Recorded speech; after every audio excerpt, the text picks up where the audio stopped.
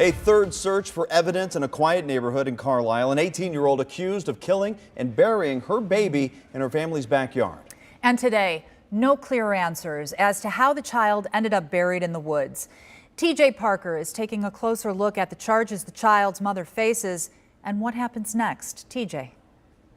Investigators have been at this home where that newborn was buried 3 times. They're trying to make a case, and a legal expert says they're looking to make any connection between the mother and her baby's death. They're going there looking for evidence, and they want to make sure these charges stick. A judge for 40 years, Norbert Nadel has seen a lot of cases. He's now retired, but says this is one of the most disturbing cases he's heard of. She was old enough to have children. She's old enough to take the responsibility.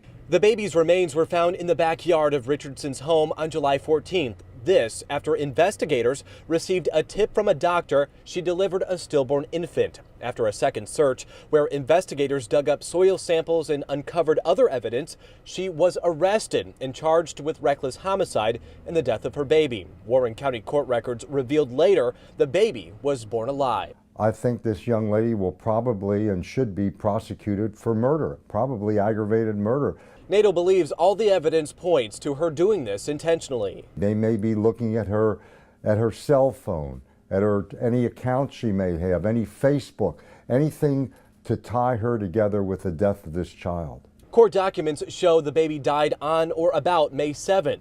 Not On Your Side is working to figure out what happened between then and the time the baby was found in July, and if anyone else was involved. There's a child involved, so there must be a father out there somewhere. Nadel says if anyone else was involved, they too could be charged. If Richardson is convicted on the reckless homicide charge, she could spend between 1 and 5 years in prison. Nadel says the next step is to compile all the evidence and possibly file new charges, and he believes that could happen very soon. In Carlisle, I'm TJ Parker, 9 on Your Side.